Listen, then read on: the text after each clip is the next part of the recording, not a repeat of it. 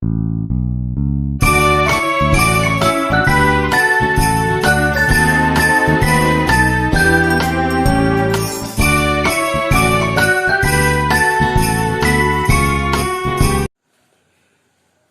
morning, student. This is our third lecture on units and measurement.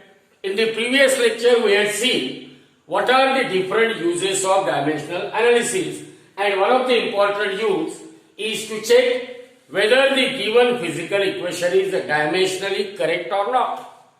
So let us practice some equations. So here you have to check whether these equations are correct or not. So what is the procedure according to dimensional analysis? Find the dimensions of all the terms on both the sides of equation, and if they are found to be same, then that given equation is dimensionally correct. If any one of them is having dimensions other than that of what? Remaining term, then in that case, that equation is dimensionally incorrect. So our first equation is v square equal to u square plus 2a. Here you know v represent final velocity, u represent initial velocity. Final velocity and initial velocity. So whether velocity is final or velocity is initial, their unit will remain same. And what is the unit of velocity? Unit of velocity is meter per second. And you know the method of finding the dimensions. So dimensions of final velocity are meter, means replace meter by L, power is 1. Replace second by T. So 1 in length upon 1 in time, and when that time is taken in numerator, it becomes what? Minus 1 in time, and it does not depend on unit of mass, so 0 in mass. So dimensions of velocity are 1 in length, 0 in mass, minus 1 in time, and here we want to find out dimensions of v square, which is equal to what? Square of dimensions of velocity, which is equal to what? 1 in length, 0 in mass, and minus 1 in time, raised to power 2. All the laws of indices, they are applicable for dimensional analysis. Therefore, dimensions of v square, they are equal to 2 in length, 0 in mass, and minus 2 in time. So this is our equation number 2. Remember, because dimensions of velocity, initial velocity, they are same as that of what? Dimensions of final velocity. Therefore, dimensions of square of initial velocity is equal to dimensions of what? Square of final velocity, which is equal to 2 in length, 0 in mass, and minus 2 in time from equation 2. So this is our equation number 3. Now the only term which is left in equation 1, it is 2a. So find the dimensions of that last term 2a. Dimensions of 2a can be written as dimensions of 2 into dimensions of a. But you know, 2 is a number and numbers are dimensionless. Numbers are, as they are dimensionless, so that can be written as dimensions of a. You can omit that too, because its dimensions are 0 in length, 0 in mass, 0 in time. Number does not depend on unit of either length or mass or time or any physical quantity. So all the numbers and constant, they are dimensionless. Therefore, dimensions of 2a equal to dimensions of a, and we know acceleration is measured in what? Meter per second square. Therefore, dimensions of 2a, they are equal to meter means 1 in length upon second square means minus 2 in time. 1 in length minus 2 in time, and here it is 0 in mass, and this is our equation number 4. Now look at equation 2, 3 and that of 4. Their LHS will represent the different terms on the two sides of equation 1, but their RHS will give you the dimensions of those terms, and it is clear that dimensions of v square and u square, they are same, but dimensions of 2a, they are different than that of dimensions of v square and u square. Therefore, according to principle of homogeneity, according to what? Principle of homogeneity, given equation is dimensionally incorrect. Equation is what? Given equation is dimensionally incorrect. given equation is dimensionally what? Incorrect. Now apply the same rule. Here also you have to check whether the equation is dimensionally correct or not. So this equation has only two terms, one on left hand side, other on right hand side. Now find the dimensions of force. The term on LHS is force. We know that F is equal to ma. Mass is measured in kilogram, acceleration is measured in what? Meter per second square. So dimensions of force are, replace that meter by letter L, 1 in length, replace kg by m, so 1 in mass, replace second by t. So minus 2 in time because it is in denominator. So minus 2 in time, this is our equation number 1. Equation number 2, dimensions of force. Now let us find the dimensions of term on right hand side. So we want to find out dimensions of mv square by r. Here m represent mass, v represent velocity and r represent what? Radius. So it is equal to dimensions of mass into dimensions of what? Square of velocity upon dimensions of r, radius. Now what is SI unit of mass? Kilogram, and kilogram is replaced by what? Kg is replaced by m, so it is 1 in mass. Velocity, what is SI unit of velocity? Velocity is measured in meter per second and its square, measured in meter square per second square. So dimensions of v square are 2 in length, 0 in mass and minus 2 in time divided by dimensions of radius. Radius is measured in meter and meter is replaced by a letter L. So this becomes equal to, now apply the laws of indices, means collect the terms of L, M and T. Here see, 2 and here is 1, and when that 1 is taken in numerator it becomes what? Minus 1, 2 minus 1. Then the dimension powers of M are 1 because here numbers are in multiplication, bases are same, there will be addition of indices, so it is 1 plus 0. Here there is subtraction of indices because numbers are in division, and that minus 2 in time, there is no other term of time, so leave it as it is. So this becomes equal to 1 in length, 1 in mass and minus 2 in time. So these are the dimensions of term on right hand side, mv square by r, and this is my equation number 3. From equation 2 and 3, see here dimensions of 1 in length, 1 in mass and minus 2 in time. 1 in length, 1 in mass, minus 2 in time.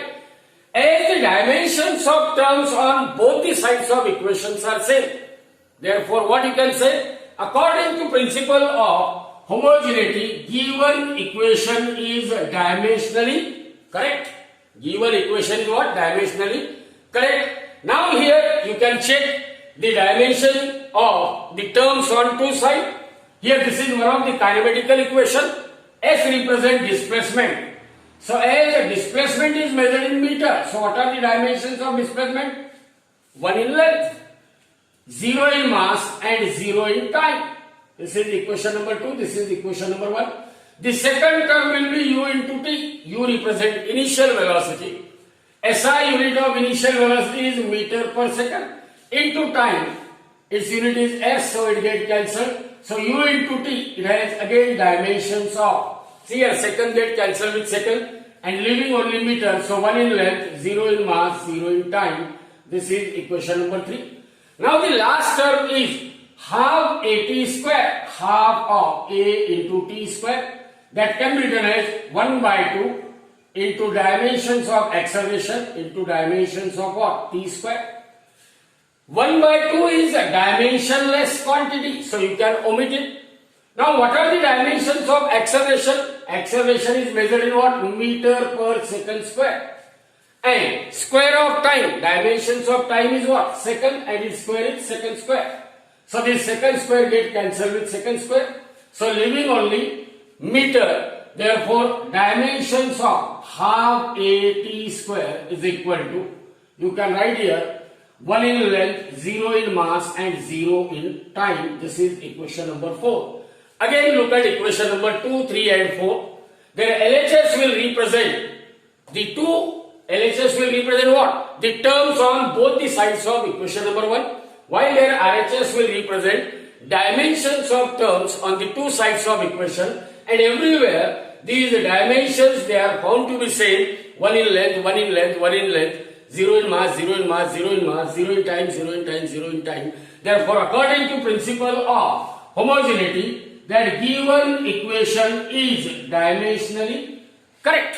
Given equation is dimensionally correct. Now we will see what is that second use of dimensional.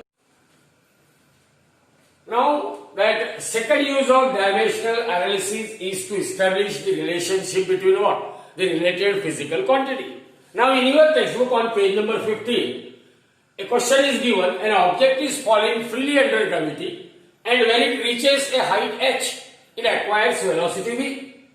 Then it is given that if the velocity of that object depends on, number one, acceleration due to gravity g and distance h, then prove that by using dimensional analysis v equal to under root of k into under root of what? G into h. Means we know the dependence of velocity. Velocity depends on what? G. To which power? We don't know. So we can write v is proportional to g raised to x. Velocity of object, it also depends on the distance, that is height h. To which power? We don't know. So here x and y, they are rational. X and y, they are what? Rational number. Means they can have positive value, negative value, integer, fraction, anything it may be. So when v is proportional to g raised to x, v is proportional to h raised to y, therefore this implies that v is proportional to g to the power x, h to the power y, or v is equal to k into g to the power x, h to the power y. So this is our equation number 1. And we know that as per information given to us, this equation is dimensionally correct. So according to dimensional analysis, dimensions of terms on left hand side, they must be same as that of dimensions of terms on right hand side. So dimensions of v equal to dimensions of what? K into g raised to x into h raised to y, or this is equal to dimensions of k into dimensions of g to the power x into dimensions of h to the power y. Now what are the dimensions of acceleration due to gravity? Acceleration due to gravity, unit is what? Meter per second square. So this is equal to k is dimensionless. Because k is dimensionless, so that can be omitted. So we will write this equal to, now dimensions of g, meter per second square. Meter, 1 in length, per second square means upon t square. So when it is taken in numerator, it becomes minus 2 in time and 0 in mass into dimensions of h, distance or height, it is measured in meter. Meter means it is length L. So 1 in length and to the power y here to the power x. Now the laws of indices, they are applicable. That is a raised to x raised to y is equal to a raised to x into y.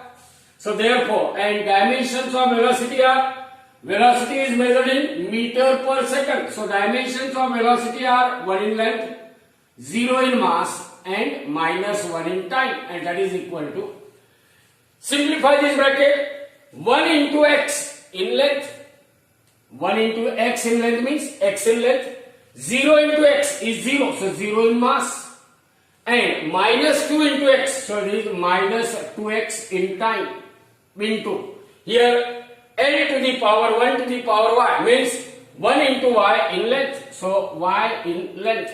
Now numbers are in multiplication, bases are same, there will be addition of indices, so this is equal to x plus y in length, 0 in mass and minus 2x in time, and here left hand side is 1 in length, 0 in mass and minus 1 in time. Now because this equation is dimensionally correct, so it means that the corresponding powers of L, M and T, they are also equal. So equate the corresponding powers of L. So 1 is equal to x plus y and minus 2x equal to minus 2y, minus 2x equal to minus x. Therefore x is equal to 1 by 2. Put this value of x equal to 1 by 2. So 1 equal to 1 by 2 plus y. Therefore y equal to 1 by 2. So we get x equal to 1 by 2, y equal to 1 by 2. Therefore equation 1 becomes V equal to K into G to the power 1 by 2 H to the power 1 by 2, or it is simply K under root of G into H. It means given equation is dimensionally correct according to dimensional analysis. Now in examination you may be asked that as potential energy of object depends on what? Mass, acceleration due to gravity and the height h. Obtain the relation for potential energy. So see here, potential energy EP. E suffix P, potential energy. It depends on, we don't know to which power of mass it will depend. So we will take m to the power x. Potential energy, it depends on acceleration due to gravity. We don't know to which power it is depending. So g to the power y. And potential energy, it also depends on the height of object, say h to the power z.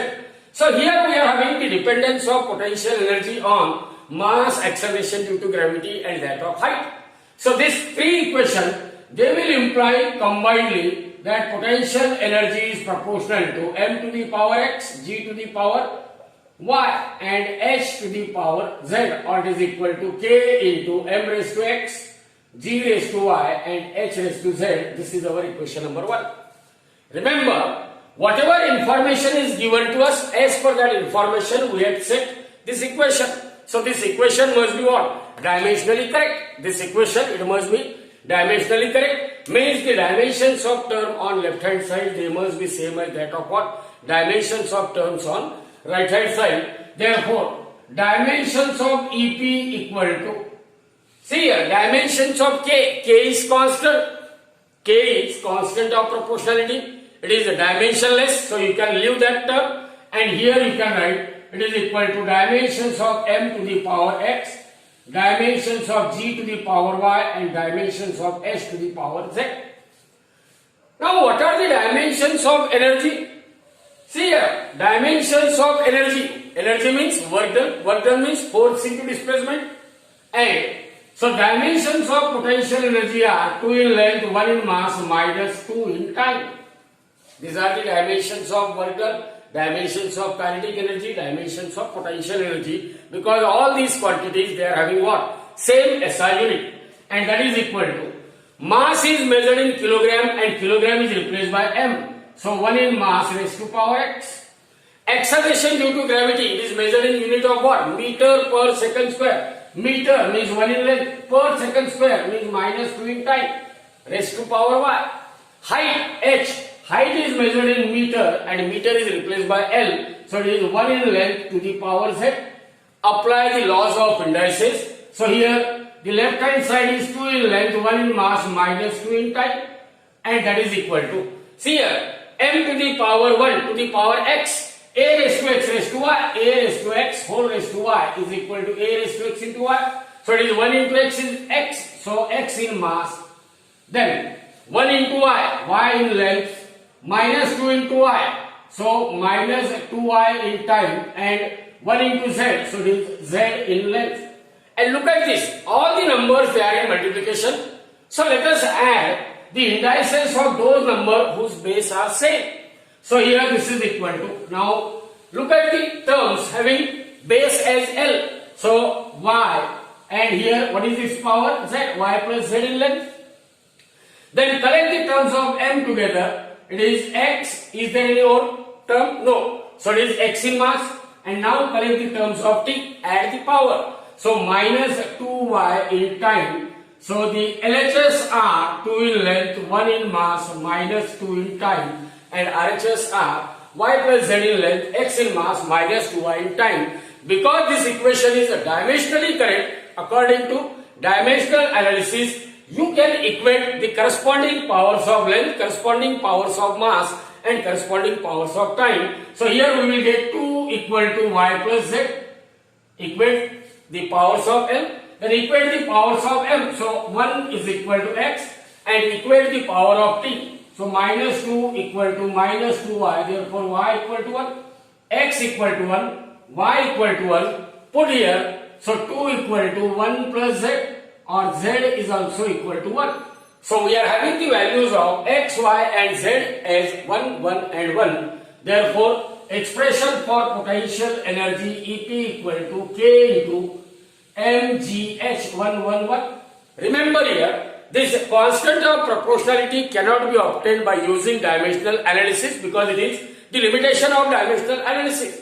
Its value can be obtained by using what? The experimental observation, that is empirical value, and it is found to be 1. Therefore, final expression potential energy is equal to mg into h. Now, by using dimensional analysis, we can find the conversion factor for the same physical quantity but in different systems of. Now, the third and very important application of dimensional analysis, that to find out the conversion factor between the unit of same physical quantity but in different systems of unit. One of the example is find the value of x in the equation 1 Newton equal to x dyne. 1 Newton equal to what? X dyne. Here x will represent the conversion factor because Newton and dyne, they are SI and CGS unit of force. SI and CGS unit of what? CGS unit of force. And what are the dimensions of force? Dimensions of force are 1 in length, 1 in mass, and minus 2 in time. Now you can make use of dimensions of force and you can rewrite this equation number 1. Replace that Newton and dyne by what? Dimensions of force. So you will get that equation 1 as 1 into dimensions of Newton. They are 1 in length, 1 in mass, and minus 2 in time. Remember here, because Newton is SI unit, L, M and T, they will represent fundamental unit of length, mass and time which are measured in what? SI system. Means L is measured in meter, M is measured in kilogram and time T is measured in second. So I will put a prefix 1 over here, that is L1, 1 in L1, 1 in M1 minus 2 in T1, where L1, M1, T1, they are the fundamental units in SI system, and that is equal to that X conversion factor as it is.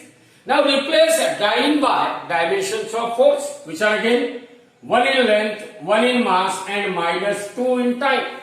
But see here, dyne is CGS unit, means LMT. These fundamental units, they are also represent what? They are also representing their values in CGS system. That is, L represents centimeter, M means gram and T means second. So I will put a prefix 2 here, which means that LMT, they will represent fundamental units in what? CGS system. Now we are interested in finding the value of X.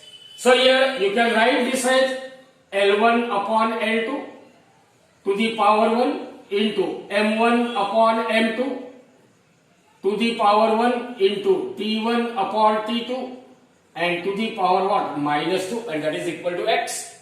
Because L1 is fundamental unit of length in SI system, that is meter. So it is 1 meter upon 1 centimeter. M1 upon M2. Unit of mass in SI system 1 kg. 1 kg upon 1 gram. M2 is unit of mass in CGS system into time. So second upon second raised to power minus 2 is equal to X. So 1 meter means, you know very well, 1 meter means it is 100 centimeter. Means it is 10 to the power 2 centimeter. 1 kg means 1 kilogram means 1000 gram. Means it is 10 to the power 3 gram. Now you can put this value over here, 1, 1 and that of minus 2. So you can put the value 1 meter, means here you can write 10 to the power 2 centimeter upon centimeter into 1 kg means 10 to the power 3 gram upon 1 gram or gram into second upon second is 1 and its power is minus 2. So that is also equal to 1 and that is equal to X. So 10 to the power 2 and 10 to the power 3, they are in multiplication. Bases are same, numbers are in multiplication, there will be addition of indices. Therefore, 10 to the power 2 plus 3 is equal to X, or you can say X is equal to 10 to the power 5, or equation 1, it can be written as 1 Newton is equal to 10 to the power 5 dyne. So this is what expected result, where the conversion factor is what? 10 to the power 5. Means whenever you have to convert SI unit of force into its what? CGS unit, you must take a conversion factor 10 to the power 5.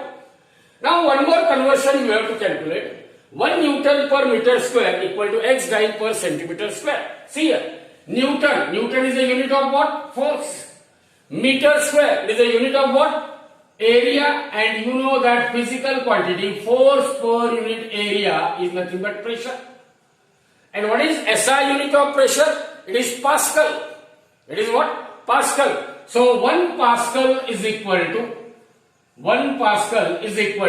now force means mass into acceleration, kg meter per second square, kg meter per second square into 1 upon area is what? It is meter square. So this 1 meter get cancelled. So this is kg upon meter second square. Therefore dimensions of pressure, you can write directly. The dimensions of pressure are, replace kg by m, and as it is in numerator, so 1 in mass. Replace meter by L, as it is in denominator, so it is minus 1 in length. Replace second by T, as it is in denominator, so it is minus 2 in time. So this is the equation of, or this is the dimensions of pressure. Now you can put the dimensions of pressure in this equation. Therefore 1 Newton, 1 into Newton per meter square, here you can write minus 1 in length, 1 in mass, and minus 2 in time, equal to x into, again you can replace dyne per centimeter square as minus 1 in length, 1 in mass, and minus 2 in time. As in the previous case, here also Newton per meter square SI unit, so I will put the prefix 1 for L, M and 2. And here dyne per centimeter square, it is a CGS unit, so I can put the prefix 2 for L, M and T. Remember, the prefix 1 and prefix 2, they will represent the fundamental units of length, mass and time. They were expressed in SI unit as well as what? In CGS unit. Now here you can find the value of x. See here, I can write it as L1 upon L2, power is minus 1, into M1 upon M2, power is what? 1, and T1 upon T2, power is minus 2. Now whenever I have to alter the power minus 1, I can make it plus 1. Simply alter L1 and L2. So this becomes L2 upon L1, power 1, M1 upon M2, power 1, and here is T2 upon T1, power what? 2. And that is equal to x. That is equal to x. See here, L1 represent meter. 1 meter is equal to what? 100 centimeter, equal to 10 to the power 2 centimeter. M1 is mass, 1 kg. 1 kg is equal to 10 to the power 3 gram. So see here, L2 means I will write it as centimeter upon meter is 10 to the power 2 centimeter. 1 meter means 10 to the power 2 centimeter into M1 is 10 to the power 3 gram, because M1 is kg, upon M2 is gram, keep it as it is, into T2, T1 both are second, and that is equal to x. So you can 10 to the power 2, and here it is 3, so only 10 is left. Here gram get cancelled with gram, centimeter, second, they all get cancelled, and we will have x is equal to what? 10. It means 1 Newton per meter square equal to 10 dyne per centimeter square. So you can convert SI unit of pressure into CGS unit, where that conversion factor x is equal to 10. X is equal to what? 10. Very good morning, students. This is our third lecture on unit cell measurement, and today's topic of discussion, it is accuracy, precision, and that of what? Uncertainty during the measurement. Now, why we are studying accuracy, precision, and that of uncertainty in the observations made during the measurement of certain physical quantities? Remember, as far as our subject physics is concerned, it is a science of measurement based on the observation while performing an experiment. So physics is a science of what? Science of observation based on experiment, and it involves the measurements of different physical quantities. For example, whenever we have to derive certain laws, suppose we are studying the atmosphere, then during the observation of the atmosphere, it may involve the measurement of atmospheric pressure. Sometimes we may have to measure wind velocity. Sometimes we may need to measure the temperature of atmosphere. Sometimes there might be a measurement of humidity of the atmosphere.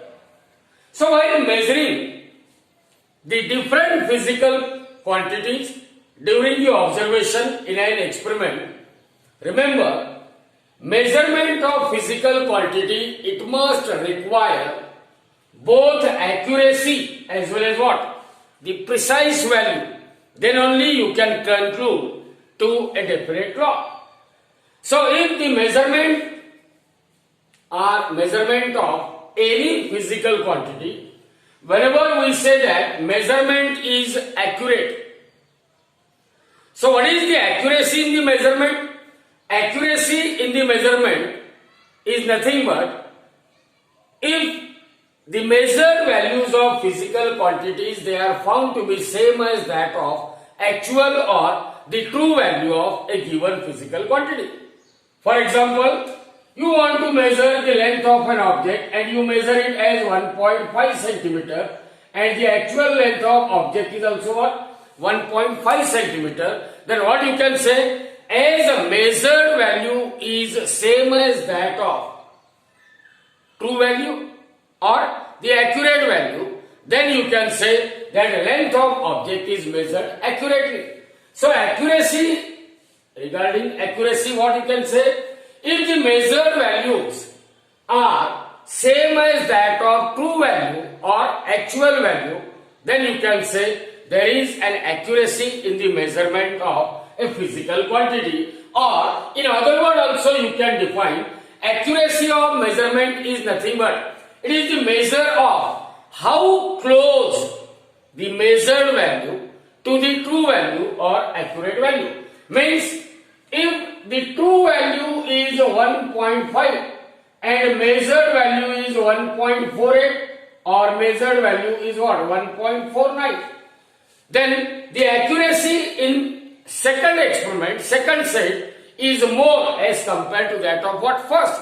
Because the second readings during the second set of observation, the length measured is 1.49, which is very close to the true value. So the accuracy is nothing but the measure of how close the measured value to the true or actual value. So the measurement of physical quantity, when you say that it is accurate, it means whatever value we had measured, it must be very close to that of what? The actual or the true value of a physical quantity. Is it clear? Now precision. Remember, measurement of physical quantity involves both accuracy as well as what? Precision. Means they must be precise. Now, when I say that the physical quantity is measured precisely, it means what? If we take the multiple measurement of same physical quantity and every time it gives me what? Identical values. It means the result is reproducible. Then we can say that quantity is measured precisely. For example, suppose I want to measure the length of certain object. Instead of taking a single set of reading, I will measure it 4 times, 5 times, and every time I will get identical value of 1.5 centimeter, 1.5 centimeter, 1.5 centimeter. It means whatever measurement we had made, that is precise one. Remember, while measuring the physical quantities, Most of the time, that measurement may be both accurate as well as precise. But sometimes it may be neither accurate nor precise. Again, you remember, precision means what? Precise means very accuracy. So precision means what? Precision tells us to what resolution or to what limit. To what resolution or to what limit that quantity is measured by measuring instrument. See here, if I measure the length of object by ordinary scale and it was found to be 1.5 centimeter, and if the same length is measured with the help of vernier caliper, that length is found to be what? 1.52 centimeter. And if the same length of object is measured with the help of micrometer screw gauge, it is found to be 1.523. 1.523 means same object is measured by the instruments whose least counts are different. Least count of ordinary scale is 0.1 centimeter. Least count of vernier caliper is 0.01 and screw gauge 0.001 centimeter. So as the least count means as far as precision is concerned, precision tells us that to what resolution or to what limit the quantity is measured by measuring instrument. Now precision is determined by the least count of an instrument. If you make use of an instrument whose least count is very small, the instruments which are having smaller values of least count, it means they are having what? Greater value of precision. Means that physical quantity is measured with what? Greater precise value, when the instrument used will have what? A smaller values of least count. Means if I use screw gauge for measurement of length, that measurement is what? More precise as compared to that of measurement of same physical quantity with the help of vernier caliper. Again, the measurement of length of object by a vernier caliper is more precise as compared to that of measurement of same physical quantity by the ordinary scale. So you remember one thing, that precision is nothing but the resolution or the limit to which the quantity is measured.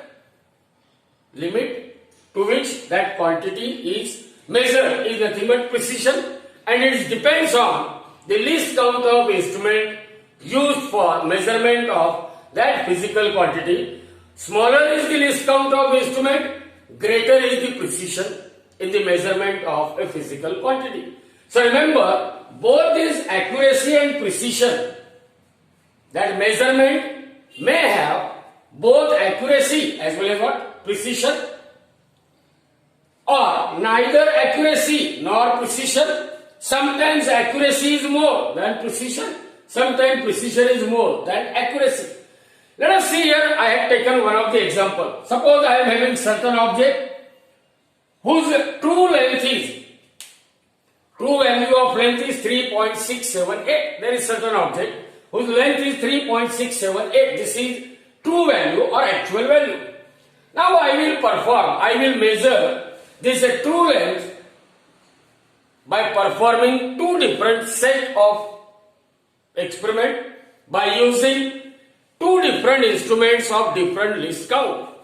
So in the first set of experiment, I will use an instrument whose resolution or whose least count is 0.1 centimeter, means it may be an ordinary scale, and I will measure the length of that object. Measured value is found to be what? 3.5 centimeter. What is the true value? 3.678. What is the measured value? 3.5. Means it is very much closer to that of what? The true value of length of that object, where I had used the instrument whose precision or resolution is 0.1 centimeter, means it may be an ordinary scale. Now the same length is measured by using an instrument whose resolution is 0.01 centimeter. 0.01 centimeter. And the measured value means length of that object is measured as 3.38 centimeter. Look at this. In the second experiment, we are using an instrument whose precision or resolution is more. But the value which we will measure is found to be less accurate than in the first case, where we are using an instrument whose resolution is what? Less. So remember one thing, you never get confused that whenever you are using the instruments of very high resolution means your measurement is always accurate. Even when we are using the instrument of what? Instrument of very, very low resolution, 0.01. The measured values may not be accurate, but sometimes even though we are using an instrument whose resolution or least count is not that much low, but still we may have the greater accuracy in the measurement of that physical quantity. So remember one thing, that during the measurement of a physical quantity, both accuracy as well as precision, always it is not in our hand. There are certain reasons. During the observation, due to certain reason, there will be certain uncertainties which is not in our hand. So, the third point of discussion is uncertainties which are involved in the measurement of physical quantities during the observation due to following reason. What is the very first reason due to which there comes an uncertainty? Uncertainty in the measurement will arise due to what? The quality of instrument used.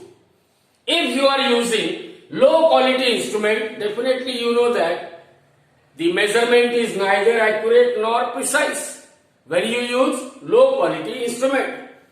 So the accuracy and precision in the measurement of physical quantity, it depends on quality of instrument used. For greater accuracy and greater precise value, use the instruments of higher quality. Second thing, when you have a high quality instrument, but the person who is measuring that physical quantity, that person has no skill to measure the physical quantity in a proper manner, then that will also introduces certain uncertainties in the measurement or in the observation of what? Physical quantity. So, the person who is performing that experiment, he must be skilled. And if the skill of person doing the experiment is very poor, then even though you are having a high quality instrument, you are never be able to measure the accurate and precise values of physical quantities. The third one, the method. Sometimes everything is okay, you are taking the accurate reading, person is skillful, but still there is an uncertainty. That is because there is a major fault in the method used for measurement of a physical quantity.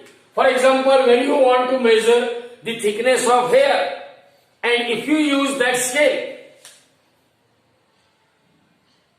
then you won't get accuracy as well as precise value.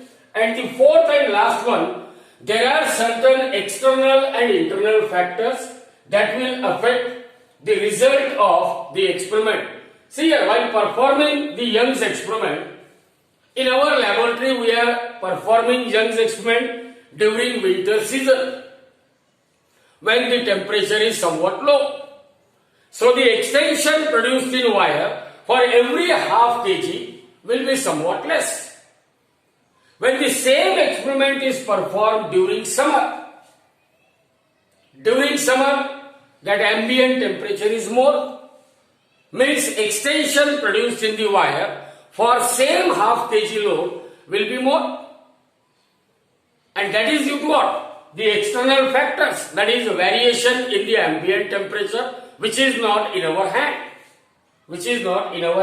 So they may introduce certain uncertainties in the observation. So these are the four reasons due to which there occurs an uncertainties in the observation. There occurs what? Certain uncertainties in the observation. First, quality of instrument used will decide the uncertainties. Second, the skill of person who is doing the experiment. Third, the method used for measurement of that particular physical quantity. And the last but the most important, external and the internal factors that will affect the result of our experiment. That will affect the result of our experiment. Now, as you know, what is the meaning of accuracy? Precise value of measurement and that of uncertainty in the observation. The next important concept is regarding error in measurement. We know while measuring the physical quantity, if there occurs any faulty measurement leads to the introduction of error. Any fault in the measurement is nothing but error in the measurement, and they are of two different types. Either this error may be a systematic error or it may be what? A random error. Now systematic error means what? Systematic error will arises or introduced due to inaccuracy either in observation or inaccuracy in the measurement process. And this systematic error, it remains inherent to the system, means it remains permanently in the system. Error introduced due to inaccuracy in the measurement process, inaccuracy in the observation, and that error will remain permanently or that error is inherent to the system is called a systematic error. Now, as far as this systematic error is concerned, it arises mainly due to three things that you remember. Imperfect calibration of an instrument, means instrument is not calibrated perfectly, or imperfect method of observation, imperfect method of experimental technique, imperfect method of experimental technique. And due to introduction or as far as this error is concerned, it may produces either a positive or a negative effect in the result. This error means, this systematic error, it may be either positive or it may be either what? Negative. So there are different sources of errors are concerned, and as far as systematic error is concerned, it will arises due to three main reasons. The first one, it is known as an instrumental error. One of the reasons for the occurrence of systematic error is what? Instrumental error. Now what is the instrumental error? This instrumental error will arises due to imperfect or defective calibration of an instrument. It arises due to what? Defective calibration of an instrument. Now instrument is calibrated defectively. It means what? See here, all of you know that as far as ammeter is concerned, defective calibration of instrument means incorrect zeroing of an instrument. So as far as ammeter is concerned, when no current flows through the ammeter, we may observe that pointer of ammeter may show 0.5 ampere of current. That is defective calibration. That is what? Defective calibration. Or if we are having a spring balance, we know that when nothing is attached to its free end or that hook, when no load is applied, what is our expectation? That the pointer, it must show what? 0 mark. But it is observed that some of the instrument, their pointer may show a mark of 100 gram when no load is attached. When no load is attached. So a defective calibration of an instrument may lead to introduction of an instrumental error. So error is arises error will be introduced due to what? Due to defective calibration of an instrument, means zeroing of instrument is faulty. Zeroing of instrument is faulty. See here, zeroing, incorrect zeroing of instrument, that is pointer of weighing balance shows some value instead of 0 when no load is kept to it, or ammeter shows a reading of 0.5 ampere when no current or when it is not connected in any electrical circuit. The second source of error is error due to imperfection in experimental technique. Error due to imperfection in experimental technique. See here, as far as ammeter is concerned, when ammeter is not connected in any electrical circuit and its pointer is showing a deflection of 0.5 ampere. So it is a duty of observer that here a screw is provided. With the help of screwdriver, you can rotate that screw either in clockwise or in anti-clockwise direction so that you can set the pointer of ammeter to coincide with 0 mark when no current is allowed to pass through it. Means ammeter needs the initial setting. Without having the initial setting of an instrument, if you use that instrument, then it may introduces an error. That error is called as error due to imperfect experimental technique. Error which introduces due to defective setting of instrument, means you have to set. Defective setting means initially pointer of ammeter is showing 0.5 ampere of deflection when no current is passing through it.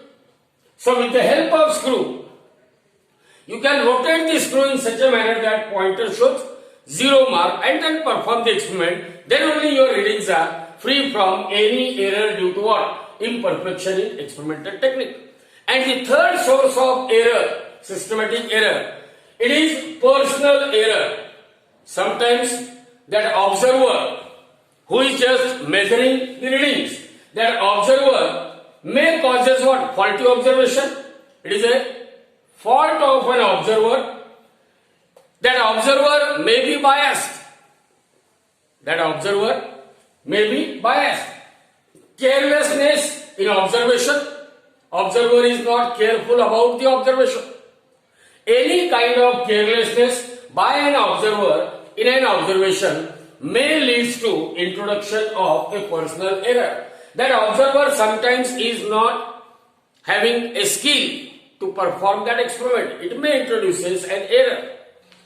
Now, as far as personal errors are concerned, so for example, if this is an ammeter, every ammeter is provided with plane mirror at the back. What is the use of plane mirror?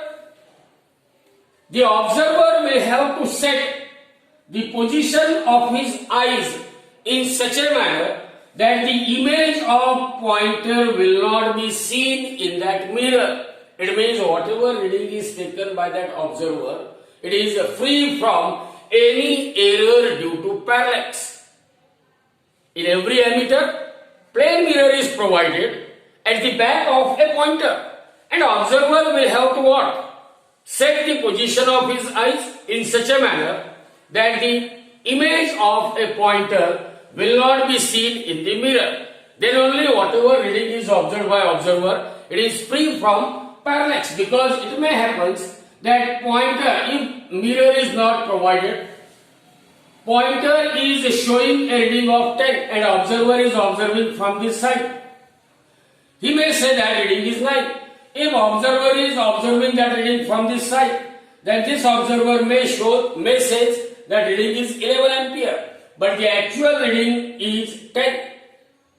Means here error is introduced due to parallax, means the position of eyes of observer is not at a proper place. So observer will set his eyes to such a position where the image of pointer will not be seen in the mirror, means that reading is free from error due to parallax. Now these are the sources of error. Means these sources of errors will have some remedies. So how to minimize the systematic error? Means what are the remedies over the systematic error? So remember, systematic error, they can be minimized. Number one, by using correct instrument. By using what? The correct instrument. Second, following the proper experimental procedure. Follow proper experimental procedure and remove the personal error. Means make that observer skillful, make that observer to be patient about the observation, so that he should not be careless during the observation of an experiment. So by removing the personal error also, you can minimize the systematic error. Now we will see that the second type of error, which is a random error. Now the another type of error, it is random error. Now all the efforts to minimize the systematic error, even if we take care of what?